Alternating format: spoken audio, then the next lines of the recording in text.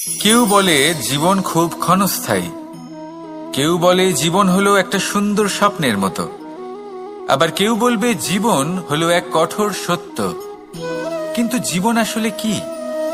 জীবন হলো আপনারই প্রতিবিম্ব, একটা দর্পণ। অর্থাৎ আপনি জীবনকে সেইভাবেই পাবেন যেরকম আপনি নিজেকে প্রতিপন্ন করবেন। যদি আপনি দর্পণের দিকে তাকিয়ে হাসেন, তাহলে আপনি সামনে হাসিমুখী দেখতে পাবেন। এবার যদি আপনি গম্ভীর হয়ে থাকেন, তাহলে আপনি একজন রুষ্ট ব্যক্তি দেখতে পাবেন। শেষে সবথেকে বেশি গুরুত্বপূর্ণ হলো আপনার চেষ্টা। আপনাকে সবসময় চেষ্টা করতে হবে যাতে আপনি নিজেকে প্রসন্ন এবং ইতিবাচক মনোভাবে রাখেন। এটা হলো আপনারই উত্তরদায়িত্ব, তাকে পালন করুন। এই মনকে প্রসন্ন রাখুন, এই সংসারকে সুন্দর বলে মনে হবে। আর এই মন প্রসন্ন হয়ে বলবে, রাধা রাধা। এই বৃহৎ বৃক্ষকে দেখুন, অত্যন্ত শক্তিশালী বৃক্ষ। এটা সবারই প্রিয়, তা সে ছোট হোক বা বড়, বৃদ্ধ হোক বা জোয়ান, সবাই ভালোবাসে এই বৃক্ষকে। আর সত্যি বলতে এই বৃক্ষ সবাইকে সেবা করে, সবাইকে ফল দান করে, সবাইকে ছায়া প্রদান করে। দূর থেকে দেখে মনে হয় এর কোনো পরিচর্যার প্রয়োজনই নেই, কিন্তু একজন কুশল মালী এইভাবে ভাবেন না। তিনি সময় অন্তরে খুব খুঁটিয়ে এই গাছ নিরীক্ষণ করেন, দেখতে থাকেন। যদি কোনো এমন শাখা থাকে যা রোগগ্রস্ত, তাহলে সেটা কেটে আলাদা করে দেন। যদি এমন কোনো শাখা থাকে যা মৃত, তাহলে সেটা আলাদা করে দেন। আর এইভাবে উপযুক্ত দেখাশোনা করার কারণেই এই বৃক্ষ এইভাবে সুস্থ হয়ে থাকে, সতেজ হয়ে থাকে, সবার সেবা করতে থাকে। আপনাকেও নিজের সাথে সেটাই করতে হবে। নিজের জন্য আপনাকে একজন কুশল মালী হয়ে উঠতে হবে, রক্ষা করতে হবে নিজের শরীরের, নিজের মনের। আপনার শরীর যদি রোগগ্রস্ত হয়ে পড়ে, তাহলে ওষুধ গ্রহণ করতে হবে। যদি এই মন কোনো এক কারণে বিচলিত হয়ে পড়ে, তাহলে তার থেকে নিজেকে মুক্ত করতে হবে। আপনি যদি নিজের যত্ন নেন, তবেই এই বৃক্ষের মতো হতে পারবেন, সেই বৃক্ষ যে সবারই প্রিয়, সবাইকেই সেবা করে। আসুন আমার সাথে ভালোবেসে বলুন, রাধা রাধা। এই সংসারের সব থেকে গুরুত্বপূর্ণ তত্ত্ব কোনটা? প্রথম হলো সময়। জন্ম থেকে মৃত্যু পর্যন্ত এই যে সময়, এটাই তো হলো জীবন। দ্বিতীয় হলো জীবন, যাতে আমরা সময়ের সদ্ব্যবহার করি, শ্রেষ্ঠ থেকে শ্রেষ্ঠতর কাজ করার চেষ্টা করি। বহু বছরের এই পরম্পরা, এই সংস্কৃতিকে এগিয়ে নিয়ে যাওয়ার চেষ্টা করি। এই সংসারে আমরা অংশগ্রহণ করতে চেষ্টা করি। তৃতীয় হলো ধন, সেই ধন যা প্রত্যেক ব্যক্তি অর্জন করতে চেষ্টা করেন। এবার এই তিনটি তত্ত্বের মধ্যে একটা সামঞ্জস্য আছে, সমান ব্যাপার আছে। সে ধনই হোক বা সময় হোক বা হোক জীবন। আর সেই সমান ব্যাপার হলো যে যদি আপনি এটা গণনা করতে থাকেন, তাহলে তা কমতে থাকে।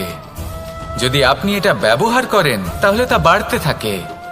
একে সংগঠিত করে রাখতে চেষ্টা করলে এ হাত থেকে ফসকে যায়। কিন্তু যদি আপনি একে সামলে রাখতে শিখে যান, তাহলে এমন কাজ করবেন যাতে সংসারের সাথে সাথে পরবর্তী প্রজন্ম লাভবান হবে। যদি কিছু শিখতে চান, তাহলে সামলাতে শিখুন, গণনা করা বা সংগঠিত করা নয়। আসুন আর আমার সাথে ভালোবেসে বলুন, রাধা রাধা। আমাদের শরীর প্রকৃতির সর্বশ্রেষ্ঠ রচনা। যে অঙ্গ প্রত্যঙ্গ আমরা লাভ করেছি, প্রত্যেকটির মধ্যে একটি নিজস্ব বার্তা রয়েছে। একটু ভেবে দেখুন, দুটি চোখ দিয়েছে দেখার জন্য, দুটি কান দিয়েছে শোনার জন্য, নাসিকাও আছে দুটি, দুটি হাত দিয়েছে দ্বিগুণ পরিশ্রম করার জন্য। কিন্তু জীব শুধুমাত্র একটি, তার উপরেও তীক্ষ্ণ বলিষ্ঠ দাঁত দিয়েছে তার রক্ষার জন্য। কখনো ভেবে দেখেছেন কেন?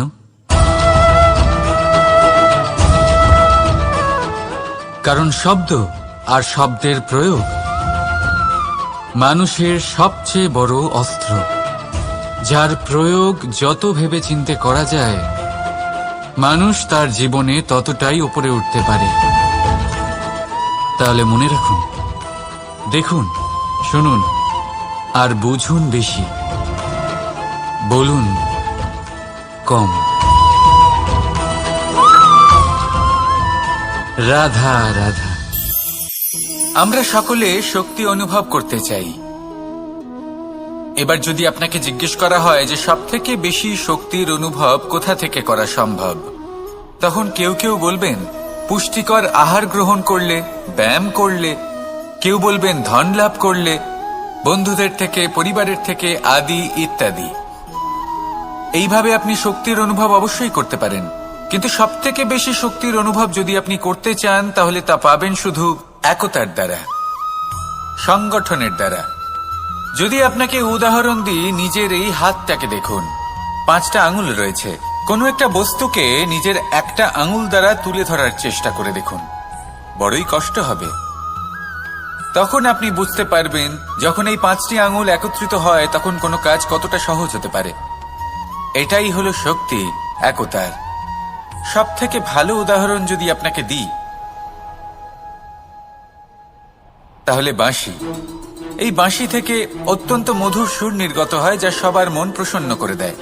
এই কথা সত্যি, কিন্তু এই বাঁশি আমি একটা বা দুটো আঙুল দিয়ে বাজাতে পারবো না। আমাকে প্রত্যেকটা আঙুল ব্যবহার করতেই হবে, তবেই এর থেকে মধুর সুর নির্গত হবে যা সকলকে প্রসন্ন করবে, ঠিক কিনা? ঠিক এইভাবেই যদি আপনি চান যে আপনার জীবনরূপী বাঁশি থেকেও মধুর সুর নির্গত হোক বা সবার মনকে প্রসন্ন করে তুলুক, তাহলে আপনাকেও জীবনে একতা নিয়ে আসতেই হবে। আপনি একাও কর্ম করতে পারেন, পথ চলতেও পারেন, সামনেও এগোতে পারেন, সাফল্যও লাভ করতে পারেন। কিন্তু যখন সকলে একসাথে এগোবেন, সেই পথে চলবেন, সেই কর্মই করবেন, তখন লক্ষ্যে অবশ্যই পৌঁছবেন, সাফল্য অবশ্যই লাভ করবেন। কিন্তু সেই সাফল্য এবং তার আনন্দর সংমিশ্রণটাই একটু অন্যরকম হবে। তাই জীবনে ঐক্যবদ্ধ হন, একসাথে মিলে এগোতে থাকুন, আর আমার সাথে ভালোবেসে বলুন রাধা রাধা। এই হলো বট গাছের একটা বীজ।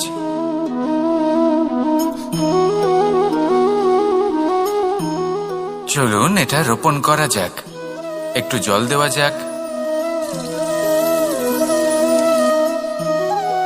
এবার এখানে একটা বিশাল বটবৃক্ষ উৎপন্ন হবে, কিন্তু কিভাবে? এতে কে সাহায্য করবে? এটা সম্ভব কে করে দেখাবে? প্রকৃতি। আগে হ্যাঁ, এই সংসারে যা কিছু উৎপন্ন হয়, যা কিছু নষ্ট হয়, তার জন্য প্রকৃতি দায়ী হন। এই প্রকৃতির কারণেই তো রৌদ্র আসে, প্রকৃতির কারণেই বৃষ্টি হয়, জল পাওয়া যায়। তার কারণেই এই বটের বীজ তা এক বিশাল বটবৃক্ষে পরিণত হবে।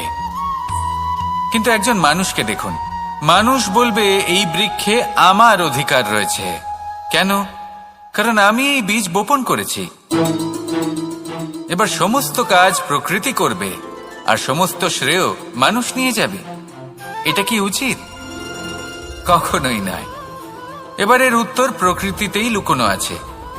কখনো কোনো পাখিও এই বীজ রোপণ করে, সেখানে বৃক্ষ উৎপন্ন হয়, তাতে ফল আসে, সেই পাখি সেই ফল খায়, কিন্তু সেখানকার বাকি পাখি এবং প্রাণীদের সেই ফল খেতে বারণ করে না। সেই বৃক্ষের ওপর নিজের অধিকার প্রমাণ করতে চেষ্টা করে না, সবার মধ্যে ভাগ করে দেয়। আর এটাই আমাদেরও করা উচিত। যা প্রকৃতি থেকে আসছে তা আবার প্রকৃতিতেই ফিরে যেতে দিন। এটা অত্যন্ত প্রয়োজনীয়। পাখিদের মতো হতে চেষ্টা করুন, তবেই আপনার এই মন আকাশে উড়তে থাকবে আর সুপ্রসন্ন হয়ে বলবে রাধা রাধা। দুরকমের প্রাকৃতিক বেগ থাকে। প্রথম হলো বর্ষা। যখন এর বর্ষণ হয় তখন মাটিকে শীতল করে নতুন ফসল ফলায়। আর দ্বিতীয় হয় পবন, যা আমাদের সর্বদা শ্বাসবায়ু প্রদান করে। অশান্ত এই মনকে শান্তি প্রদান করে, এই ক্লান্ত শরীরে স্ফূর্তি প্রদান করে। আমাদের জীবনে যত আবেগ আছে তা হয় বর্ষার মতো হওয়া উচিত, নয় হওয়া উচিত পবনের মতো। ক্রোধ, মতভেদ, বিবাদ এগুলো হওয়া উচিত বর্ষার মতো, অর্থাৎ কিছু সময় পরে যেন এরা নিজে থেকেই ছিন্ন ভিন্ন হয়ে চলে যায়। আর যদি পবনের মতো কোনো আবেগ থাকা উচিত, তা হলো প্রেম, যা সর্বদা শ্বাসবায়ু প্রদান করে, সবসময় সাথে থাকে। একে আমরা অনুভব করতে পারি না, কিন্তু এ আমাদের অনুভব করার জন্য প্রাণবায়ু প্রদান করে। আর যখন চক্রবাতের মতো সে ভয়ঙ্কর হয়ে ওঠে, তখন সমগ্র সংসার বদলে দেয়। এর সারমর্ম একটাই, শক্তি। মতভেদ, ক্রোধ, বিবাদের মধ্যে নেই। শক্তি যদি থাকে, তা আছে প্রেমের মধ্যে। তাই এই প্রেমকে মনের মধ্যে রাখুন আর আমার সাথে বলুন, রাধা রাধা। ঘৃণা, প্রেম, রেগে যাওয়া, মান ভাঙানো, ভুলে যাওয়া, এই সকল অনুভূতি মানুষের জীবনে অত্যন্ত গুরুত্বপূর্ণ। মানুষের এই অনুভূতিগুলো না থাকলে মানুষ একটা যন্ত্রের থেকে বেশি আর কিচ্ছু নয়। কিন্তু এই অনুভূতি আপনি ভুল দিকে চালিত করলে এরাও আপনাকে আর মানুষের মতো বাঁচতে দেবে না। যদি ঘৃণার কথা বলেন, যদি আপনি কোনো ব্যক্তিকে ঘৃণা করেন, সেটা কেন? ব্যক্তিকে ঘৃণা করবেন কেন? ঘৃণা করুন তার স্বভাবগুলিকে, সেই স্বভাবগুলিকে যা সেই ব্যক্তিকে অপ্রিয় করে তুলছে। কারণ স্বভাব পাল্টানো যায়। সেইভাবেই রাগ করুন, রাধা রাধা। মুঠো হাতের শক্তি বেশি, মুঠো খুললেই তা দুর্বল। তা এমন কি থাকা উচিত এই বন্ধ মুঠোয় যা লাখের সমান? মানসিকতা এবং স্বপ্ন। মানুষ জন্মগ্রহণ করে, তার মানসিকতা সময়ের সাথে উন্নত হয়।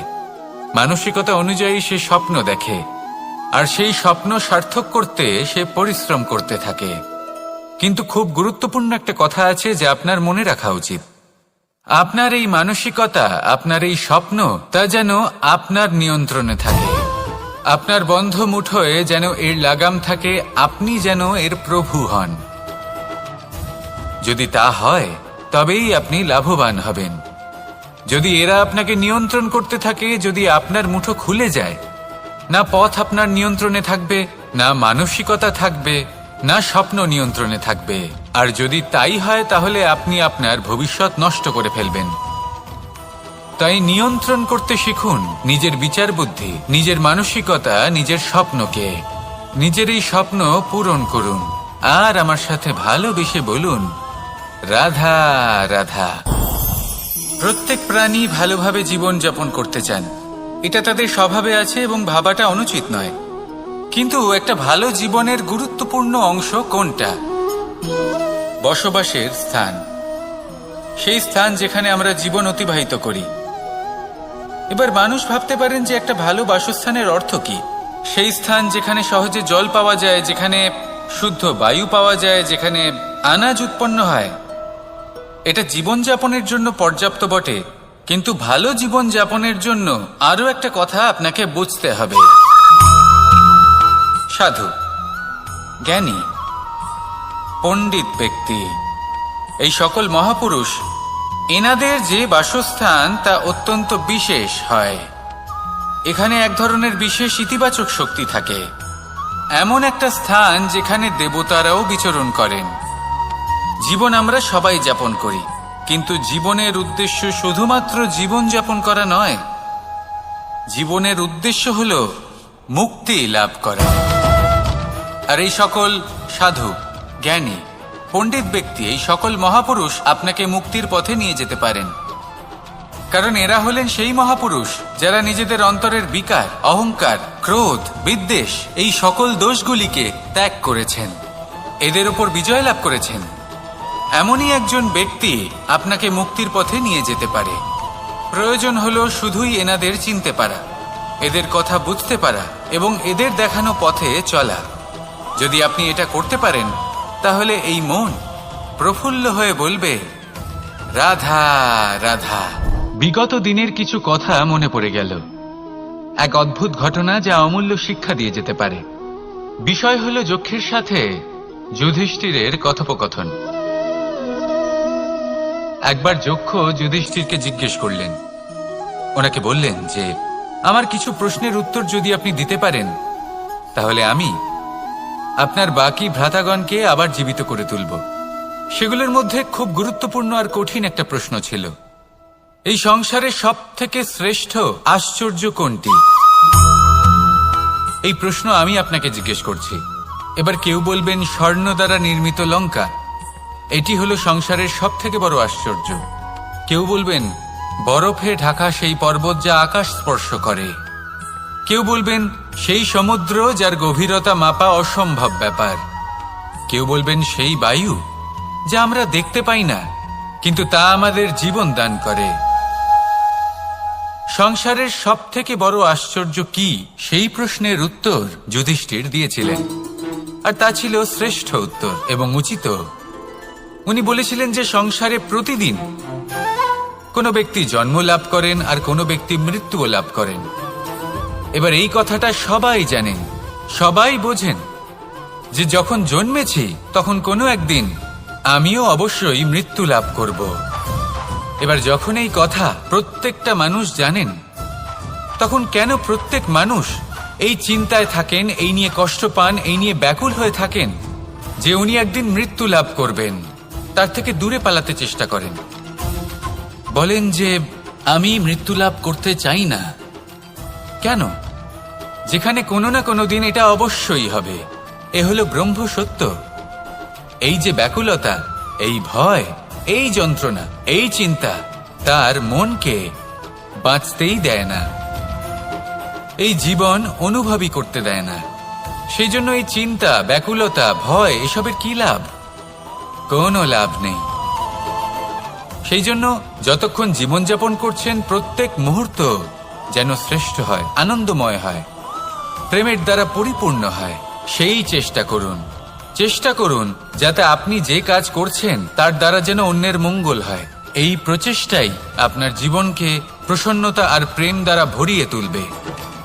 এই মন সুপ্রসন্ন হয়ে বলবে রাধা রাধা। এই পুকুর দেখছেন আপনি? বাচ্চা, বৃদ্ধ, যুবক, যাকেই আমি জিজ্ঞেস করব এটা কি, সবার উত্তর সেই একই হবে। উত্তর তখনই বদলাবে যখন প্রশ্ন এটা হবে যে আপনি এই পুকুরে কি করতে চান।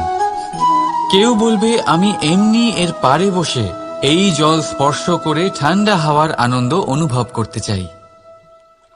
কেউ বলবে আমি এই পুকুরে সাঁতার কাটতে চাই। কেউ বলবে কাগজের নৌকা বানিয়ে আমি এতে ভাসিয়ে দিতে চাই। কেউ বলবে আমি মাছ ধরে নিজের জীবন যাপন করতে চাই, ইত্যাদি ইত্যাদি। আপনাকে একটা কথা বলে রাখি, আমাদের জীবনও এই পুকুরেরই মতন, একই রকম। কিন্তু আমরা এই জীবন নিয়ে কি করব সেই সিদ্ধান্ত আমাদের। এই পুকুরে আপনি মুক্তও পাবেন, আবার পাঁকও পাবেন। যদি আপনি মুক্ত পেতে চান তাহলে এই পুকুরের গভীরে আপনাকে যেতে হবে, ততটাই চেষ্টা করতে হবে যতটা করলে আপনি সেই মুক্ত অর্জন করতে পারবেন। না হলে শুধু পাঁকে হাত পড়বে। তাই যা আমি সর্বদা বলে থাকি, সিদ্ধান্ত আপনার। রাধা রাধা।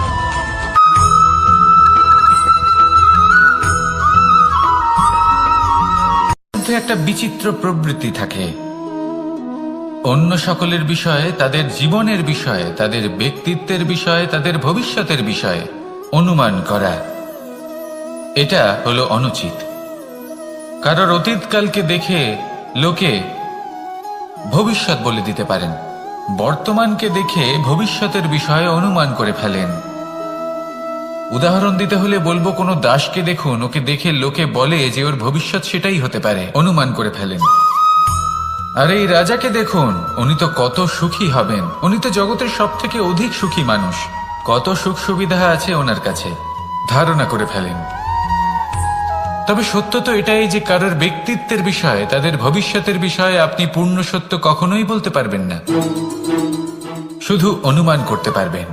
আর এই অনুমান করে সত্যি কোনো লাভ হয় না, কারণ এই কাল সেটা হলো অত্যন্ত শক্তিশালী। কালো থেকে কালোতর কয়লাকেও হিরেতে পরিণত করতে পারে, অনেক বড় বড় রাজাকেও বিদূষক বানিয়ে ফেলতে পারে এক মুহূর্তেই। তাহলে আপনি অনুমান করে কি লাভ? কি পেলেন অনুমান করে? সেই জন্য কারোর বিষয়ে কোনো অনুমান করবেন না, তার ভবিষ্যতের বিষয়ে অনুমান করতে যাবেন না, কারোর বিষয়ে কোনো ধারণা করে নেবেন না। কিছু করতে হলে ভালোবাসুন, সবার মধ্যে ভালোবাসা ছড়ান, সবার মধ্যে ধন্যাত্মক ভাব ছড়ান। এই মন প্রসন্ন হয়ে বলবে রাধা রাধা।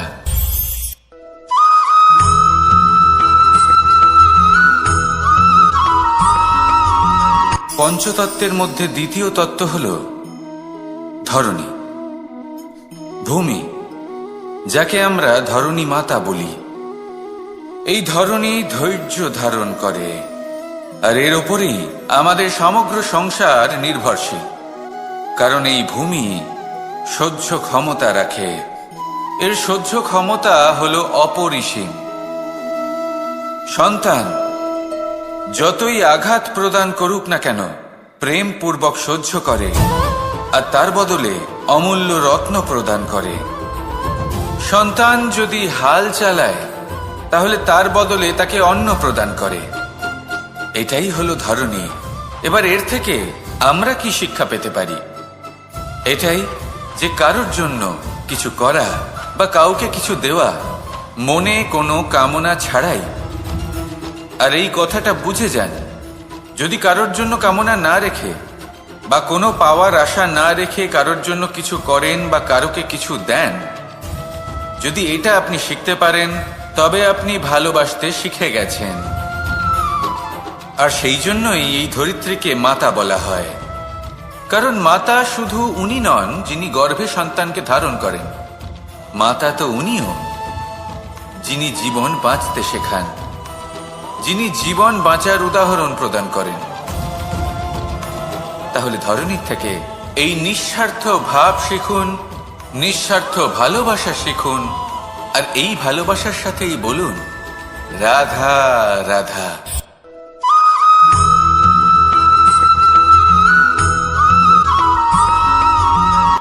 সংসারে আমাদের জীবনে যখন কোনো সুখ বা দুঃখ আসে, তার জন্য আমরা কাউকে না কাউকে অবশ্যই দায়ী করে থাকি, তাই না? এই ব্যক্তি আমাদের সাথে এরকম কাজ করেছেন, তাই আমার সাথে এমন হলো। ওই ব্যক্তি যদি এমনটা না করতেন, তাহলে আজ আমি ওই স্থানে পৌঁছতে পারতাম। সবই আপনার দৃষ্টিভঙ্গির ওপর নির্ভরশীল। আর যদি আপনার দৃষ্টিভঙ্গি এমন হয়, তাহলে তা অনুচিত। সত্যি কথা বলতে এই সংসারে ভিন্ন ভিন্ন ধরনের মানুষ আছে। এটা আপনার উপর নির্ভর করছে কিভাবে তাদের স্বাগত জানাবেন। একবার ভাবুন, আমি আমার দুটো হাত সামনে নিয়ে এলাম, দুটো মুঠো খুলে দিলাম। দুই প্রকারের মানুষ আসবেন, কিছু না কিছু দিয়ে যাবেন। এই মুঠো যদি আমি বন্ধ করে দিই, তাহলে না কেউ আমাকে কিছু দিতে পারবে, না আমার কিছু যাবে আসবে। নিশ্চয়ই বুঝতে পারছেন এই দুই ধরনের ব্যক্তি কারা এবং তারা কি দিয়ে যান। আমি যদি নিজের মুঠো খুলে দিই, তাহলে কিছু ভালো মানুষ আসবেন, আমাকে আনন্দ, সন্তুষ্টি, জ্ঞান প্রদান করে যাবেন, ভালো অভিজ্ঞতা দিয়ে যাবেন। কোনো খারাপ ব্যক্তি যদি আসেন, তাহলে তিনিও খারাপ অভিজ্ঞতা দেবেন, যার থেকে আমি শিক্ষা লাভ করব। এই সব কিছু আমি লাভ করতে পারি। মুঠো যদি বন্ধ করে রাখি, তাহলে আমি কিছুই পাবো না।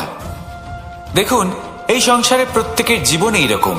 প্রত্যেকের জীবনে সবকিছুই আছে, ভালো খারাপ দুই মানুষই আছে, ভালো অভিজ্ঞতা আছে, খারাপ অভিজ্ঞতা আছে। নির্ভর করছে আপনার উপর যে আপনি কি করবেন, এনাদের স্বাগত কিভাবে জানাবেন, কার থেকে কি বুঝবেন, কি শিখতে পারবেন, আর কোন দৃষ্টিভঙ্গি নিয়ে অগ্রসর হবেন। এটাই নির্ধারণ করবে যে আপনার জীবন কেমন হবে। আসুন আমার সাথে ভালোবেসে বলুন রাধা রাধা।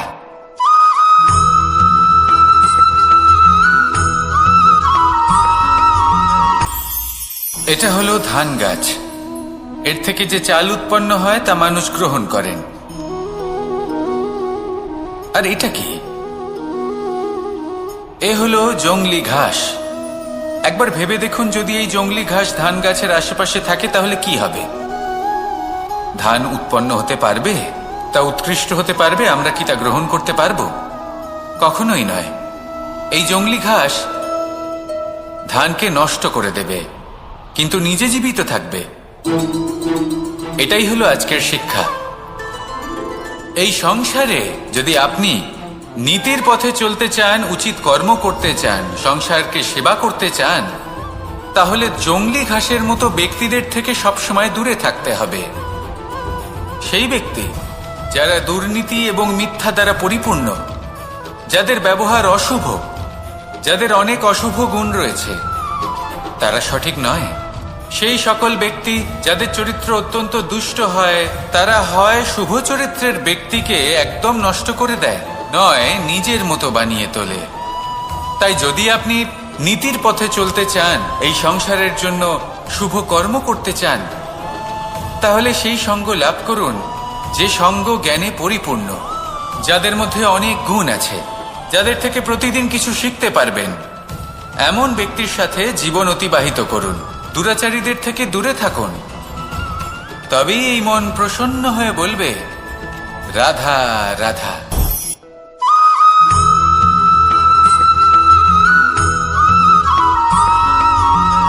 মানুষের মানসিকতা এমন হয় যে সে যতটা করে আশা করে যে তার থেকে অনেক বেশি তার বদলে সে পাবে। দেখুন, সবকিছুই আপনার ভাবনা চিন্তার উপর নির্ভর করছে। আপনি যদি ফলের বিষয়ে ভেবে কর্ম করতে থাকেন, তাহলে সেটা অনুচিত। জীবনের আসল আনন্দ হলো নিজের কর্ম করতে থাকা, ফলের চিন্তা করা উচিত নয়। যদি আপনি এরকম ভাবেন যে আমি এতটা করছি, আমার এতটা পাওয়া উচিত, সেই ভাবনা অনুচিত। যদি আপনি সেবার মানসিকতা নিয়ে কর্ম করতে থাকেন, কর্মচক্রে প্রবাহিত হন, যদি আপনি এমন ভাবনা রাখেন যে আমি এতটা পাচ্ছি, তাই এর থেকে অনেক বেশি আমি কর্ম করব, তাহলে নিশ্চিত রূপে আপনি যতটা করছেন তার থেকে অনেক বেশি আপনি পাবেন, আপনার আশার থেকে অনেক বেশি আপনি পাবেন। শুধু জীবনে অনেক বেশি কাজ করতে থাকুন, ফলের চিন্তা করবেন না। আর মনে রাখবেন, এই ভাবনাই সব থেকে বড় বীজ। কর্মের উপর বিশ্বাস রাখুন, জীবনে যা যা আপনি চান সবই সুখময় হবে। আসুন আর আমার সাথে ভালোবেসে বলুন, রাধা রাধা।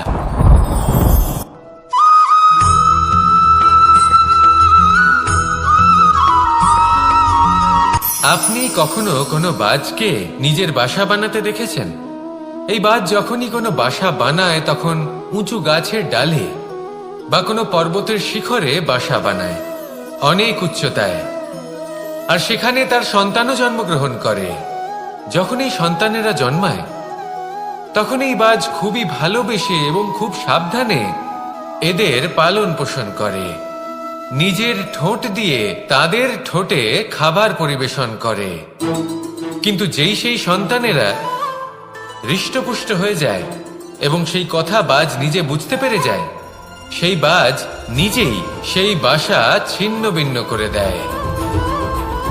সেই সন্তান যাদের সবেমাত্র ডানা গজিয়েছে, কিভাবে উঠতে হয় তারা জানে না, সেই সন্তানগুলিকে উচ্চতা থেকে ঠেলে দেয়। সেই সন্তান প্রথমে ভয়ভীত হয়ে যায়।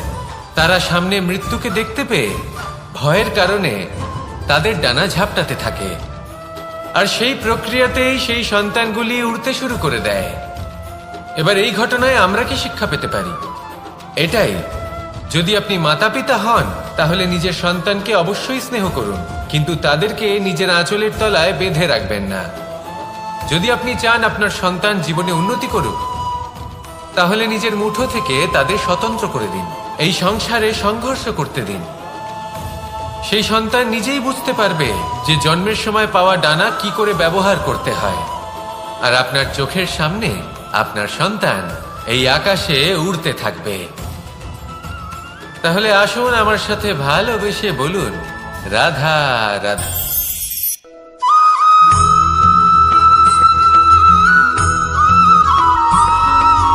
বসন্ত ঋতু, এই সময় মন আনন্দে ভরে থাকে।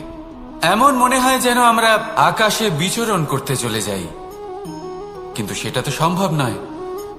সেই জন্য হয়তো আমরা ঘুড়ি ওড়াই, এই ঘুড়িকে নিজেদের প্রতিরূপ মনে করে। এবার অনেক মানুষ আছেন যারা ঘুড়ি ওড়ান, কিন্তু এই কর্মের সারমর্ম কি সেটা কজন বুঝতে পারেন? আপনি এটা মনে করুন যে আপনি হলেন সেই ঘুড়ি, আর এই সুতো যিনি ধরে রয়েছেন তিনি হলেন পরমাত্মা। আর এই সুতো যেখান থেকে শুরু হয় সেই লাটাই হলো আমাদের কর্মচক্র। এবার আপনি নিজেই অনুমান করুন যে এই উড়ান কার ওপর নির্ভরশীল, পরমাত্মার ওপর আর আপনার কর্মের ওপর। যদি পরমাত্মা আপনার হাত ধরে থাকেন, আপনার সাথে থাকেন, যদি আপনি শুভ কর্ম করতে থাকেন, আপনি এই আকাশে উড়তে থাকবেন। কিন্তু কোথাও কোথাও যদি পরমাত্মার সাথে এই বন্ধন ছিন্ন হয়, আপনার কর্মচক্র খারাপ হয়ে যায় বা থেমে যায়, তাহলে আপনার এই ঘুড়ি কেটে যাবে আর দূরে কোনো গাছের ডালে গিয়ে আটকে যাবে। তাই শুধুমাত্র ঘুড়ি ওড়াবেন না, তার থেকে শিখুন, পরমাত্মার সাহচর্যে থাকুন, সবসময় শুভ কর্ম করতে থাকুন আর সবসময় এই আকাশে উড়তে থাকুন। আসুন আর আমার সাথে ভালোবেসে বলুন, রাধা।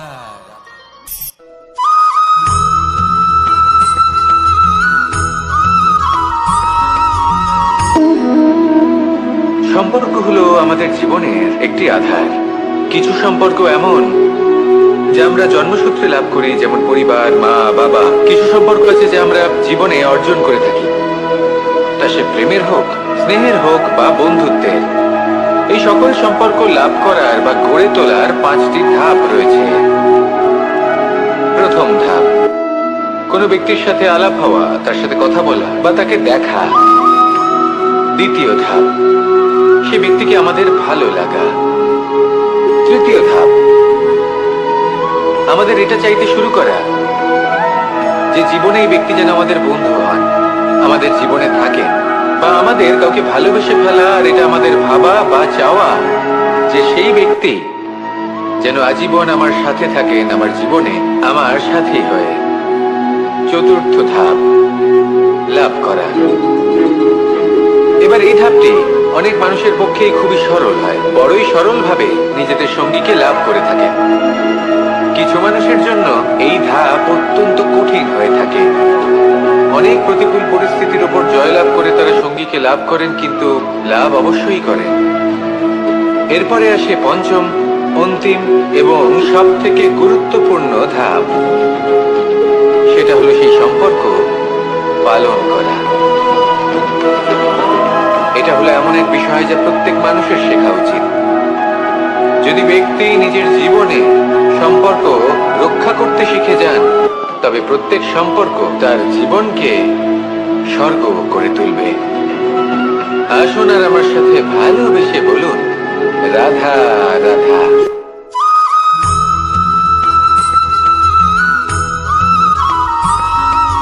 জীবনে যখন কোনো ব্যক্তি নিজের লক্ষ্য প্রাপ্তির জন্য নিরন্তর পরিশ্রম করতে থাকেন, চেষ্টা করতে থাকেন, তখন তিনি কষ্ট অনুভব করেন, কখনো শারীরিক কষ্ট, কখনো মানসিক কষ্ট।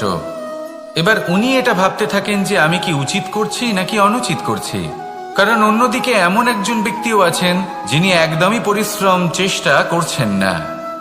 তিনি মদিরা পান করেন, বিলাসিতায় জীবন কাটান, অলস প্রকৃতির হয়ে ওঠেন, নিদ্রাতে বিলীন হয়ে থাকেন আর ভাবেন যে তিনি সুখ লাভ করছেন। কিন্তু এরকম কেন হয়?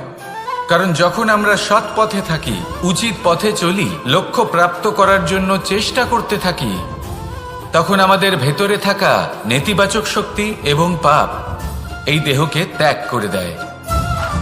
আর এই অনুভূতিটাই আমাদের দুঃখের অনুভূতি দেয়, কষ্ট দেয়।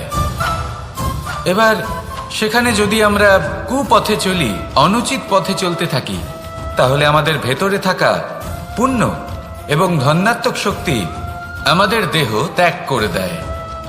আর এই অনুভূতির কারণেই আমরা সুখ অনুভব করি। কিন্তু কখনো ভাববেন যে এই সুখ বেশি সময় পর্যন্ত থাকে না। সেই জন্য সবসময় মনে রাখবেন, যদি আপনি জানেন যে এটাই আপনার লক্ষ্য, এটাই উচিত পথ, শুভ পথ, তাতে নিরন্তরভাবে এগিয়ে যেতে চেষ্টা করতে থাকুন। এই কষ্ট আপনাকে সুখের পরাকাষ্ঠায় কখন পৌঁছে দেবে তা আপনি জানতেই পারবেন না। আসুন আমার সাথে ভালোবেসে বলুন, রাধা রাধা।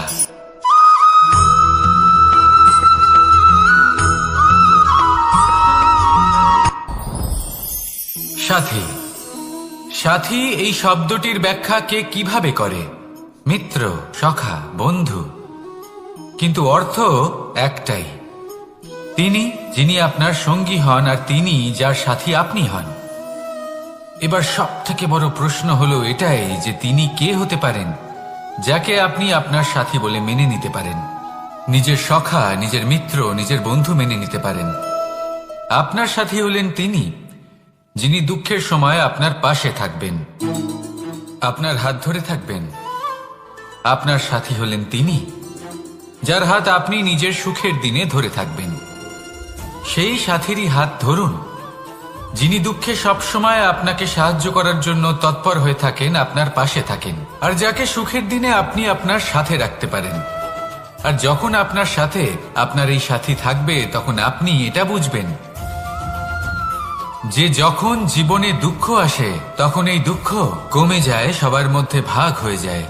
আর যদি তখন সুখ আসে তাহলে সেটা সবার উপস্থিতিতে আরো বেড়ে যায়।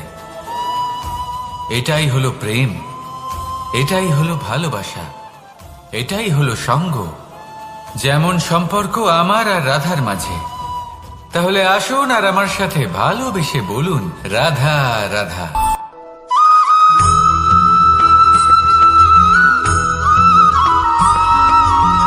এই সংসারে প্রত্যেক মানুষ এটাই চান যে তিনি যেন ধনবান হন, আর্থিক অবস্থা তার ভালো থাকে, ওনার বাড়িতে লক্ষ্মীর আগমন হয়। কিন্তু সেটা হবে কি করে, সেটাই হলো প্রশ্ন। কেউ বলেন যে যদি পরিশ্রম করো তাহলে ধন অর্জন সম্ভব, কেউ বলেন যে যদি বিদ্যা লাভ হয় তবেই ধন অর্জন সম্ভব, কেউ বলেন যে যদি বলশালী হও তবেই সম্পন্ন থাকবে। ভালো কথা, যদি তাই হয়ে থাকে তবে দিনমজুর সারা দিন পরিশ্রম করেন, তিনি কেন ধনী হন না? অনেকজন বিদ্বান মানুষ আছেন এই সংসারে, তারা কেন ধনবান হন না? অনেক সংখ্যক বলশালী ব্যক্তি আছেন, তাদের কাছে ধন নেই কেন? তাদের কেন ধনের অভাব হয়? আবার এমনও কিছু মানুষ আছেন যারা পরিশ্রম করেন, তারা দিনমজুর, কিন্তু তারা ধন অর্জন করতে পারেন। কিছু বিদ্বান ব্যক্তি আছেন যাদের কাছে অধিক মাত্রায় ধন রয়েছে, কয়েকজন বলশালী ব্যক্তি রয়েছেন যাদের কাছে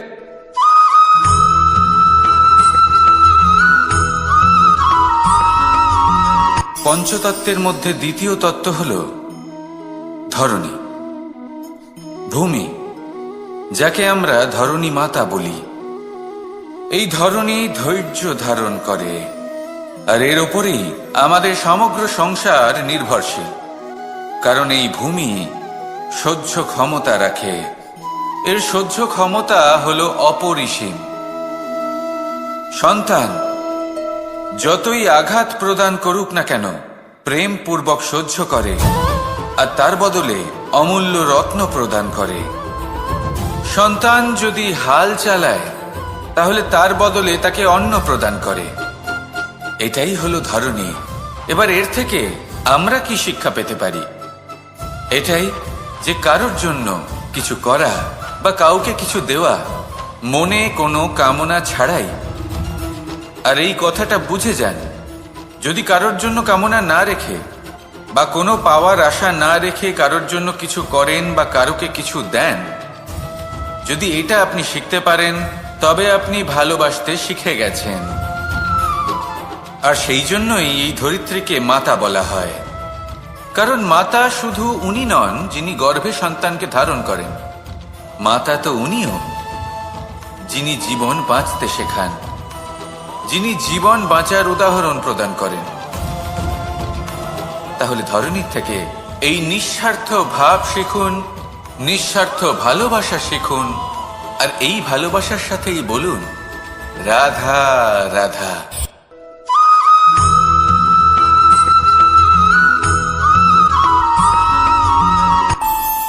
আমাদের মনে যখন কোনো প্রশ্ন ওঠে, কোনো দ্বন্দ্ব জাগে, তখন আমরা যাই আমাদের গুরুর কাছে, আমাদের আরাধ্যের কাছে গিয়ে জিজ্ঞেস করি এইভাবেই একদিন আমি পৌঁছলাম আমার আরাধ্যের কাছে, আমার মহাদেবের কাছে, আর ওনাকে প্রশ্ন করলাম যে মহাদেব, জীবনে আনন্দ পাওয়ার, উৎসব পালনের, প্রেম ভাগ করে নেবার, জীবনকে উপভোগ করে নেওয়ার সর্বশ্রেষ্ঠ সময় কোনটা?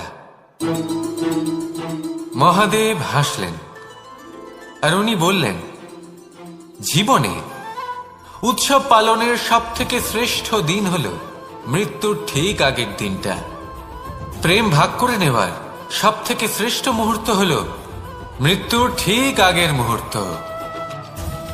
জীবনকে উপভোগ করে নেওয়ার সর্বশ্রেষ্ঠ প্রহর হল মৃত্যুর এক প্রহর পূর্বে।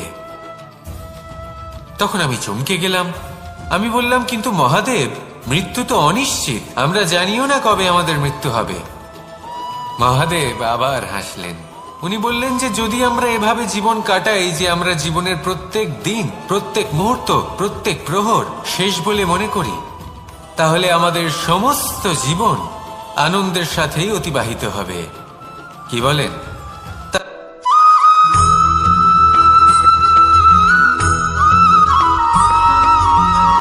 সংসারে আমাদের জীবনে যখন কোনো সুখ বা দুঃখ আসে, তার জন্য আমরা কাউকে না কাউকে অবশ্যই দায়ী করে থাকি, তাই না? এই ব্যক্তি আমাদের সাথে এরকম কাজ করেছেন, তাই আমার সাথে এমন হলো। ওই ব্যক্তি যদি এমনটা না করতেন, তাহলে আজ আমি ওই স্থানে পৌঁছতে পারতাম। সবই আপনার দৃষ্টিভঙ্গির ওপর নির্ভরশীল, আর যদি আপনার দৃষ্টিভঙ্গি এমন হয়, তাহলে তা অনুচিত। সত্যি কথা বলতে, এই সংসারে ভিন্ন ভিন্ন ধরনের মানুষ আছে। এটা আপনার উপর নির্ভর করছে কিভাবে তাদের স্বাগত জানাবেন। একবার ভাবুন, আমি আমার দুটো হাত সামনে নিয়ে এলাম, দুটো মুঠো খুলে দিলাম। দুই প্রকারের মানুষ আসবেন, কিছু না কিছু দিয়ে যাবেন। এই মুঠো যদি আমি বন্ধ করে দিই, তাহলে না কেউ আমাকে কিছু দিতে পারবে, না আমার কিছু যাবে আসবে। নিশ্চয়ই বুঝতে পারছেন এই দুই ধরনের ব্যক্তি কারা এবং তারা কি দিয়ে যান। আমি যদি নিজের মুঠো খুলে দিই, তাহলে কিছু ভালো মানুষ আসবেন, আমাকে আনন্দ, সন্তুষ্টি, জ্ঞান প্রদান করে যাবেন, ভালো অভিজ্ঞতা দিয়ে যাবেন। কোনো খারাপ ব্যক্তি যদি আসেন, তাহলে তিনিও খারাপ অভিজ্ঞতা দেবেন, যার থেকে আমি শিক্ষা লাভ করব। এই সব কিছু আমি লাভ করতে পারি। মুঠো যদি বন্ধ করে রাখি, তাহলে আমি কিছুই পাবো না। দেখুন, এই সংসারে প্রত্যেকের জীবনে এইরকম। প্রত্যেকের জীবনে সবকিছুই আছে, ভালো খারাপ দুই মানুষই আছে, ভালো অভিজ্ঞতা আছে, খারাপ অভিজ্ঞতা আছে। নির্ভর করছে আপনার উপর যে আপনি কি করবেন, এনাদের স্বাগত কিভাবে জানাবেন, কার থেকে কি বুঝবেন, কি শিখতে পারবেন, আর কোন দৃষ্টিভঙ্গি নিয়ে অগ্রসর হবেন। এটাই নির্ধারণ করবে যে আপনার জীবন কেমন হবে। আসুন আমার সাথে ভালোবেসে বলুন, রাধা রাধা।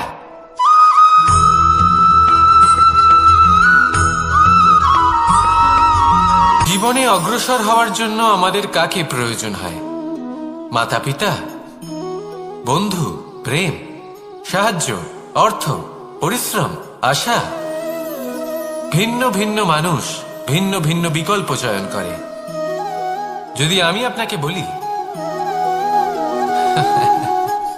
তাহলে জয় আর পরাজয়ের মন্ত্র দুটো শব্দের উপর নির্ভর করে, মেনে নেওয়া আর দৃঢ় হওয়া। যদি মেনে নেন, তাহলে হেরে যাবেন। যদি দৃঢ় হন, তাহলে নিশ্চিত রূপে জয়ী হবেন। যদি কখনো আপনি ক্লান্ত হয়ে ওঠেন, আপনি দুঃখী হন, পুরোপুরি ভেঙে পড়েছেন, তখন মেনে নেবেন না যে আপনি ভেঙে পড়েছেন, নয়তো হেরে যাবেন। তখন উল্টে স্থির করবেন যে যাই হয়ে যাক না কেন, আমি জয়ী হবই। আর আপনি দেখবেন যে জয় নিশ্চিত রূপে আপনার কাছেই আসবে। তাহলে এই কথা মনে রাখবেন আর আমার সাথে ভালোবেসে বলবেন, রাধা রাধা।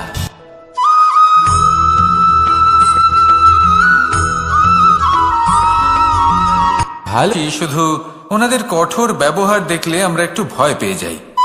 এবার ওনাদের এই কঠোর ব্যবহার আমাদের ভালো না লাগলেও অত্যন্ত আবশ্যক, কারণ মাতার থেকে আমরা যে শক্তি লাভ করি তা যেন নিয়ন্ত্রণ হারিয়ে বিধ্বংসী না হয়ে ওঠে। আমরা যেন কোনো কুপথে না চলে যাই, আমরা কখনো যেন দোষ না করে ফেলি শুধু সেই জন্য পিতা এবং গুরু একটু কঠোর হয়ে ওঠেন, এবং ওনাদের এই কঠোর আচরণ ভবিষ্যতে গিয়ে আমরা অবশ্যই বুঝতে পারি। জীবনে কিছু বছর আমরা এগিয়ে যাই আর তারপর আমরা বুঝতে পারি যে বাবা এবং গুরু আমাদের যথেষ্ট ভালোবাসতেন, কিন্তু ওনাদের ভালোবাসার বহিঃপ্রকাশ আলাদা। প্রয়োজনীয় হলো এটা দেখার, এটা বোঝার যে শুরু থেকে আমাদের প্রতি ওনাদের আচরণ কেমন ছিল। ওনাদের কঠোর হওয়ার পেছনে ওনাদের ভালোবাসাটা বোঝার চেষ্টা করুন, ওনাদের চিন্তাটা বোঝার চেষ্টা করুন, ওনাদের পথপ্রদর্শনের আড়ালে আপনার ভবিষ্যতের জন্য যে পরিকল্পনা ওনারা করেছেন সেটা বোঝার চেষ্টা করুন। তখন আপনারা বুঝতে পারবেন ওনাদের ভালোবাসাকে। আপনার মনের মধ্যে আপনা থেকেই ওনাদের প্রতি সম্মান জেগে উঠবে। নিজের পিতা এবং নিজের গুরু এই দুজনের প্রতি কৃতজ্ঞতা প্রকাশ করুন আর আমার সাথে ভালোবেসে বলুন, রাধা রাধা।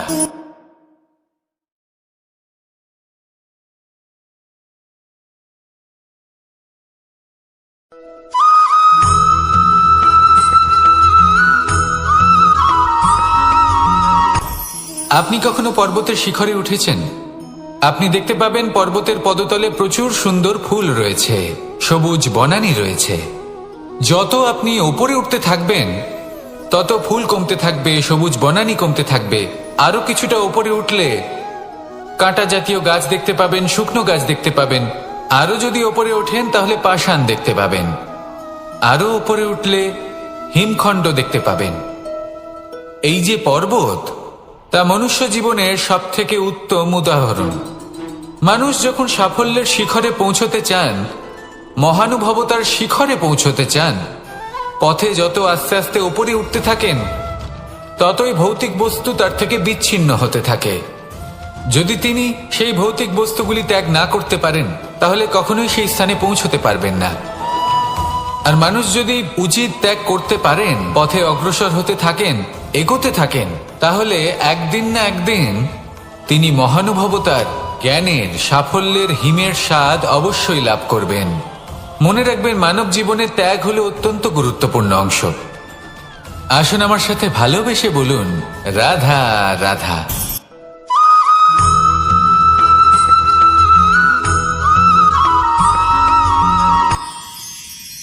মানুষ তার জীবনে দুই ধরনের পরিস্থিতিকে খুব ভয় পায়। এক, কোনো কারণবশত কারোর সামনে নত হওয়া। দুই, কোনো কারণে নিজের চরিত্র থেকে, নিজের মূল্যবোধ থেকে বিচ্যুত হওয়া। এবার কেন হয় এরকম যে কথায় কথায় কারোর সামনে নত হতে হয়? কেন বারংবার নিজের চরিত্র থেকে চ্যুত হতে হয়? এরকম কেন হয়? এটা তখনই হয় যখন আমাদের শিক্ষা এবং মূল্যবোধের অভাব থাকে।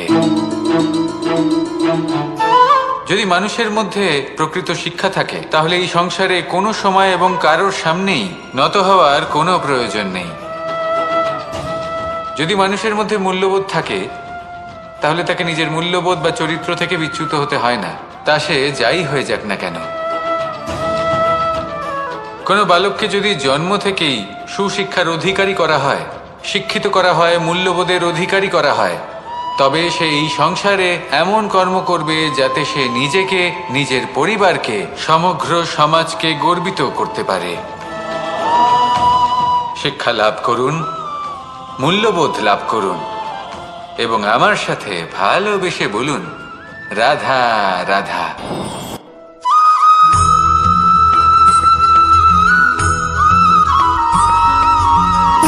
সুখ, দুঃখ এবং শক্তি, এই তিন হলো এই সংসারের ত্রিদেবের মতো। আমাদের জীবনে যা কিছু ঘটছে এই তিনটির ভিত্তির উপরেই হচ্ছে। আসলে এই সংসারের একটা নিয়ম আছে, যখনই আপনি কিছু লাভ করেন এই সংসার আপনার পরীক্ষা নেয়। এটা জানার জন্য আপনার পরীক্ষা নেয় যে আপনি যা কিছুই লাভ করেছেন আপনি কি আদৌ সেটার যোগ্য কিনা। ঠিক সেইভাবেই এই সুখ, দুঃখ এবং শক্তি আপনার পরীক্ষা নিয়ে থাকে। যখন সুখ আসে তখন সে আপনার পরীক্ষা নেয় যে আপনার মধ্যে অহংবোধ জাগ্রত হয়নি তো। যদি অহংবোধ চলে আসে তাহলে সুখ সেখানেই সঙ্গ ত্যাগ করে। দুঃখ আপনার ধৈর্যের পরীক্ষা নিতে থাকে। আর যদি আপনার মধ্যে ধৈর্য না থাকে তাহলে এটা আপনাকে আরো বেশি দুঃখের গভীর অন্ধকারে ঠেলে দেবে। সেখানে শক্তি পরীক্ষা নেয় আপনার বিনম্রতার। যদি আপনি বিনম্র না হন তাহলে হয় এই শক্তি আপনার সঙ্গ ত্যাগ করবে, নয় এই শক্তি বিনম্রতার অভাবে আপনার পতনের কারণ হতে পারে। এই সংসারে যে কোনো ব্যক্তি যিনি এই পরীক্ষায় উত্তীর্ণ হয়ে থাকেন, এই জীবনে তিনি সাফল্য লাভ করেন। আসুন আমার সাথে ভালোবেসে বলুন, রাধা রাধা।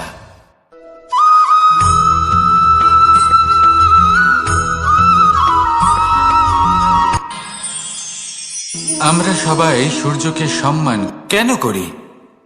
কারণ আমরা জানি যে সন্ধেবেলা যখন সূর্যাস্ত হবে তখন শুধুমাত্র অন্ধকার বাকি থাকবে। ঠিক কিছুটা এরকমই হয় আমাদের মাতা পিতাও, যিনি আমাদের জন্ম দেন, আমাদের ভরণ পোষণ করেন, আমাদের বড় করেন, আমাদের প্রেম প্রদান করেন।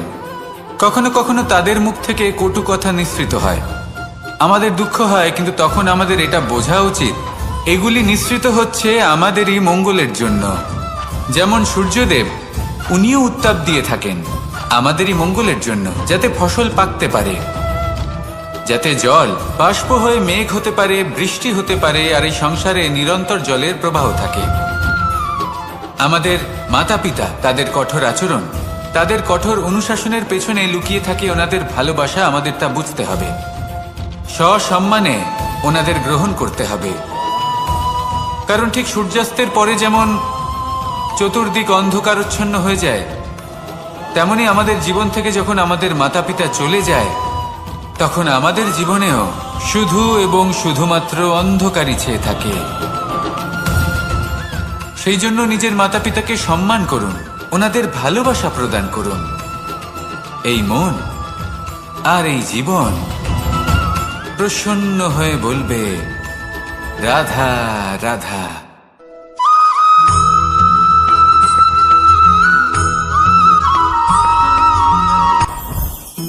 জীবনে কিছু শেখা অত্যন্ত গুরুত্বপূর্ণ। এবার কি কি শিখতে হবে সেই সব শেখানোর জন্য অনেক শিক্ষক রয়েছেন, কিন্তু কি শিখবেন না আর কি করবেন না এটা আমাদের নিজের অভিজ্ঞতা দিয়ে শিখতে হয়। কিন্তু তার মানে এটা নয় যে যদি আপনাকে শিখতে হয় যে আগুনের তাপ কতটা, আপনাকে আগুনের মধ্যে হাত দিতে হবে। না, অন্য কারোর অভিজ্ঞতা দ্বারাও শিখতে পারেন। প্রশ্ন শুধুমাত্র একটাই যে আপনি কি শিখতে চান নাকি চান না। যদি আপনি এটাই ভাবেন যে আমি শুধুই নিজের অভিজ্ঞতা দ্বারাই শিখতে চাই, তাহলে জীবনকাল ছোট মনে হবে, অনেক কিছুই শিখতে পারবেন না। তাই নিজের সাথে সাথে বড়দের অভিজ্ঞতার দ্বারাও শেখা শুরু করে দিন। এই সংসারের অভিজ্ঞতা দ্বারা শিখতে শুরু করে দিন। আর এটা নিশ্চিত রূপে শেখা আবশ্যক যে কখন কি করবেন না, কোথায় থামতে হবে আর কোথায় থামবেন না। তাহলে আসুন আর আমার সাথে ভালোবেসে বলুন, রাধা রাধা।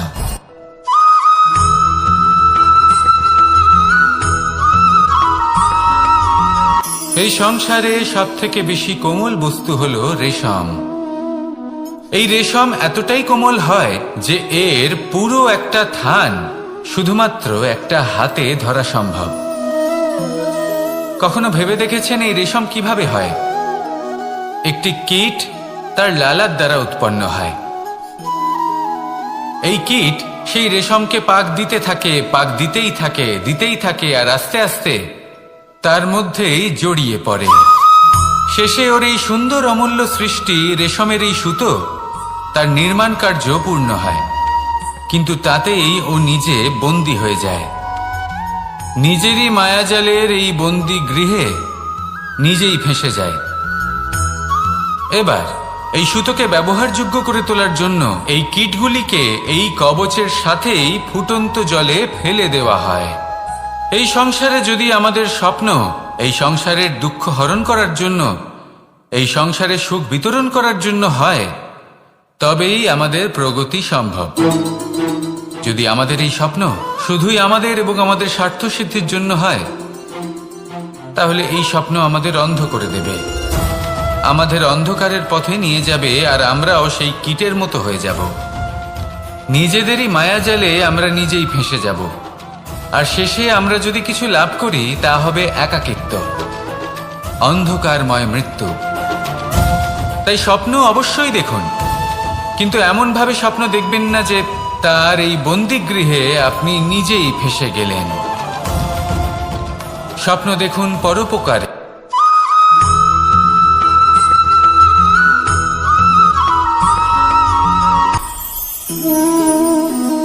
শক্তি এক অত্যন্ত বিচিত্র বস্তু, বা বলতে পারেন অনুভূতি।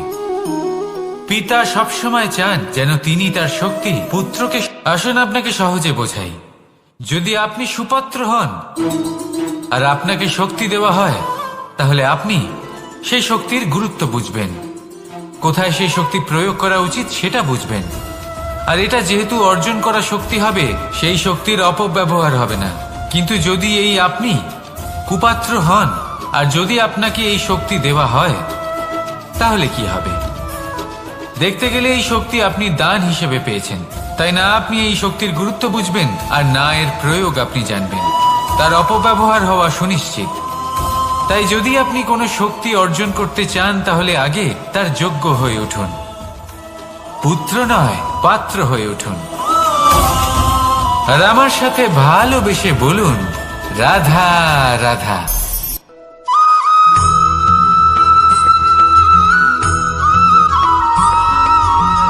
এই সংসারে প্রত্যেক মানুষ এটাই চান যে তিনি যেন ধনবান হন, আর্থিক অবস্থা তার ভালো থাকে, ওনার বাড়িতে লক্ষ্মীর আগমন হয়। কিন্তু সেটা হবে কি করে, সেটাই হলো প্রশ্ন। কেউ বলেন যে যদি পরিশ্রম করো তাহলে ধন অর্জন সম্ভব, কেউ বলেন যে যদি বিদ্যা লাভ হয় তবেই ধন অর্জন সম্ভব, কেউ বলেন যে যদি বলশালী হও তবেই সম্পন্ন থাকবে। ভালো কথা, যদি তাই হয়ে থাকে, তবে দিনমজুর সারা দিন পরিশ্রম করেন, তিনি কেন ধনী হন না? অনেকজন বিদ্বান মানুষ আছেন এই সংসারে, তারা কেন ধনবান হন না? অনেক সংখ্যক বলশালী ব্যক্তি আছেন, তাদের কাছে ধন নেই কেন? তাদের কেন ধনের অভাব হয়? আবার এমনও কিছু মানুষ আছেন যারা পরিশ্রম করেন, তারা দিনমজুর, কিন্তু তারা ধন অর্জন করতে পারেন। কিছু বিদ্বান ব্যক্তি আছেন যাদের কাছে অধিক মাত্রায় ধন রয়েছে, কয়েকজন বলশালী ব্যক্তি রয়েছেন যাদের কাছে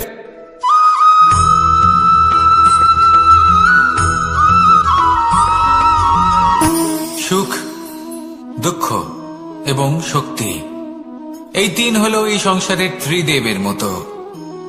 আমাদের জীবনে যা কিছু ঘটছে এই তিনটির ভিত্তির উপরেই হচ্ছে। আসলে এই সংসারের একটা নিয়ম আছে, যখনই আপনি কিছু লাভ করেন, এই সংসার আপনার পরীক্ষা নেয়। এটা জানার জন্য আপনার পরীক্ষা নেয় যে আপনি যা কিছুই লাভ করেছেন, আপনি কি আদৌ সেটার যোগ্য কিনা। ঠিক সেইভাবেই এই সুখ, দুঃখ এবং শক্তি আপনার পরীক্ষা নিয়ে থাকে। যখন সুখ আসে তখন সে আপনার পরীক্ষা নেয় যে আপনার মধ্যে অহংবোধ জাগ্রত হয়নি তো। যদি অহংবোধ চলে আসে তাহলে সুখ সেখানেই সঙ্গ ত্যাগ করে। দুঃখ আপনার ধৈর্যের পরীক্ষা নিতে থাকে, আর যদি আপনার মধ্যে ধৈর্য না থাকে তাহলে এটা আপনাকে আরো বেশি দুঃখের গভীর অন্ধকারে ঠেলে দেবে। সেখানে শক্তি পরীক্ষা নেয় আপনার বিনম্রতার। যদি আপনি বিনম্র না হন, তাহলে হয় এই শক্তি আপনার সঙ্গ ত্যাগ করবে, নয় এই শক্তি বিনম্রতার অভাবে আপনার পতনের কারণ হতে পারে। এই সংসারে যে কোনো ব্যক্তি যিনি এই পরীক্ষায় উত্তীর্ণ হয়ে থাকেন, এই জীবনে তিনি সাফল্য লাভ করেন। আসুন আমার সাথে ভালোবেসে বলুন, রাধা রাধা।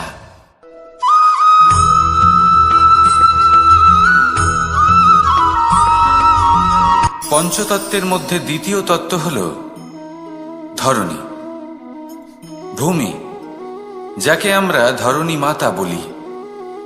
এই ধরণী ধৈর্য ধারণ করে, আর এর উপরেই আমাদের সমগ্র সংসার নির্ভরশীল। কারণ এই ভূমি সহ্য ক্ষমতা রাখে। এর সহ্য ক্ষমতা হলো অপরিসীম। সন্তান যতই আঘাত প্রদান করুক না কেন, প্রেম পূর্বক সহ্য করে আর তার বদলে অমূল্য রত্ন প্রদান করে। সন্তান যদি হাল চালায় তাহলে তার বদলে তাকে অন্ন প্রদান করে। এটাই হলো ধরনী। এবার এর থেকে আমরা কি শিক্ষা পেতে পারি? এটাই যে কারোর জন্য কিছু করা বা কাউকে কিছু দেওয়া মনে কোন